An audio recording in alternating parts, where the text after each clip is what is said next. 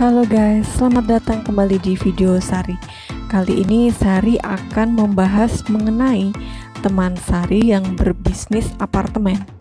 Contoh kasusnya adalah teman Sari bernama Ling.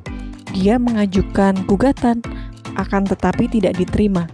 Padahal secara alat bukti dia bisa membuktikan bahwa dirinya benar. Akan tetapi gugatan Ling tidak dapat diterima. Oke deh, sambil jalan-jalan di daerah Solo Baru, Sari akan menceritakan teman Sari yang bernama Ling. Untuk penjelasannya, simak video ini sampai dengan selesai ya.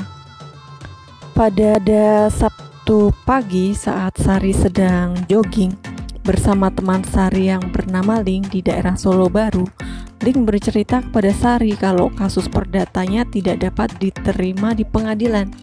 Dia bertanya kepada Sari, kenapa sih kasus perdatanya tidak dapat diterima? Padahal, Ling bercerita bahwa dia mempunyai alat bukti yang kuat. Kemudian Sari bertanya, kok bisa ya? Coba ceritakan kronologis permasalahannya sampai dengan putusan akhirnya. Kemudian Ling menceritakan permasalahannya. Oh iya, sebelum ke permasalahan, Sari mau menjelaskan ya pentingnya kronologis peristiwa. Karena untuk bisa mengidentifikasi masalah dan analisis, kemudian solusi permasalahan. Jadi untuk kalian yang punya pertanyaan di kolom komen, usahakan ya kronologis guys. Akan Sari coba bantu jawab, dan jika memungkinkan Sari akan buatkan jawaban dalam bentuk video seperti itu. Oke. Begini cerita Ling kepada Sari. Ling membeli apartemen di kawasan Grand Blok ABC, termasuk juga di dalamnya yaitu bangunan gedung bertingkat kondominium hotel bernama Guava. Untuk selanjutnya Sari sebut Kondotel Guava ya guys, yang merupakan bagian tak terpisahkan dari satuan rumah susun Guava Residence. Dalam gugatannya, Ling telah menggugat pimpinan PT ABCD bernama GAR, di mana GAR adalah penjual satuan unit-unit kondotel Guava di kawasan Grand, dan Ling adalah pembelinya. Unit kondotel yang dibelinya yaitu unit kondotel Guava yang terletak di Tower Grand lantai 10, unit nomor 2. Yang kemudian yang kedua, unit kondotel Guava yang terletak di Tower Grand lantai 10, unit nomor 3.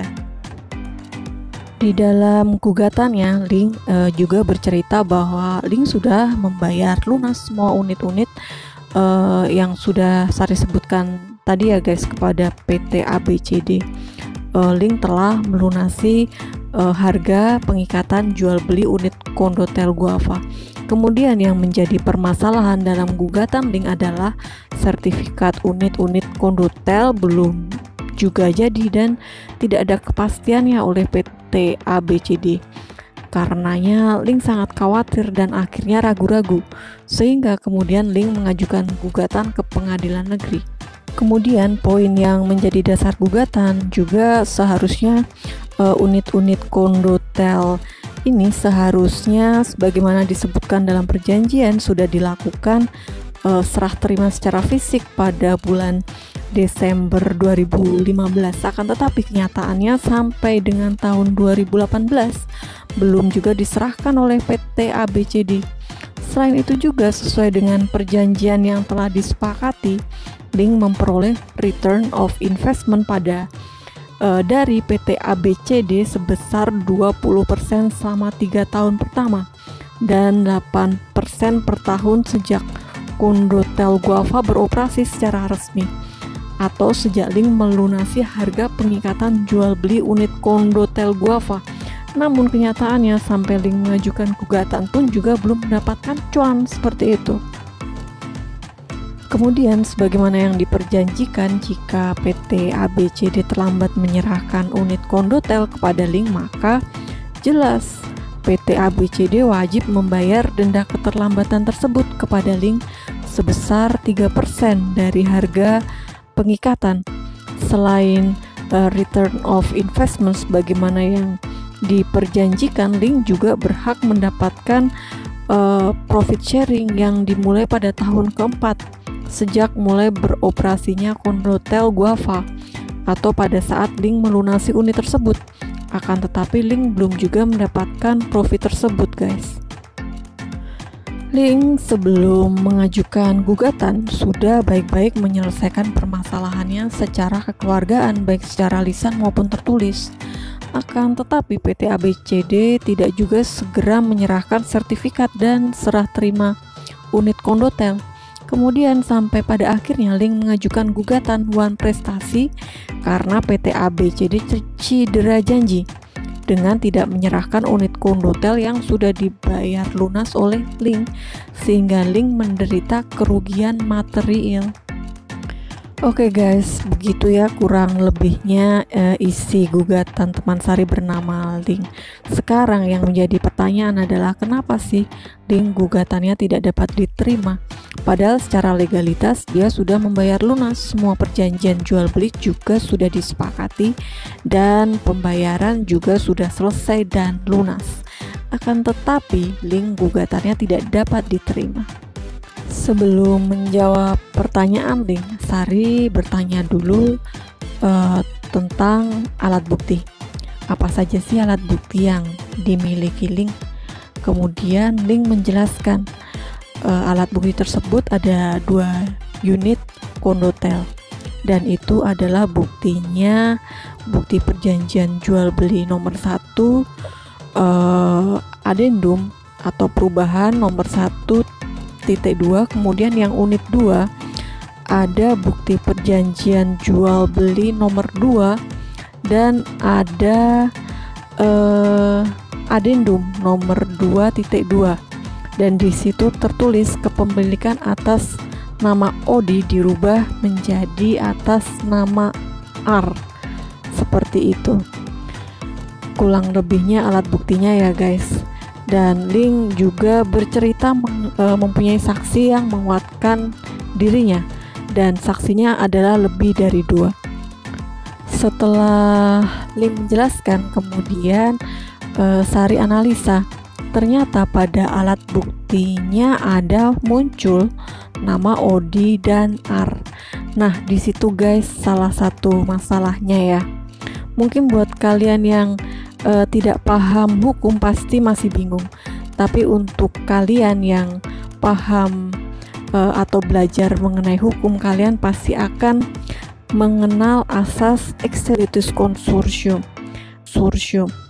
Sari pernah membahas mengenai eksepsi ini ya di video mengenai strategi memenangkan gugatan. Coba deh kalian lihat di playlist Perdata dan temukan pembahasannya. Di situ kalian juga bisa mengenal mengenai alur sidang perdata dan cara membuat gugatan perdata. Oke, untuk dasar hukumnya ya, bahwa gugatan Link ini kurang pihak adalah salah satunya pada jurisprudensi Mahkamah Agung Republik Indonesia nomor 1125/PDT/1984. Dari dasar hukum ini, jika dihubungkan pada gugatan yang diajukan oleh Link adalah gugatan Link hanya ditujukan pada GAR saja selaku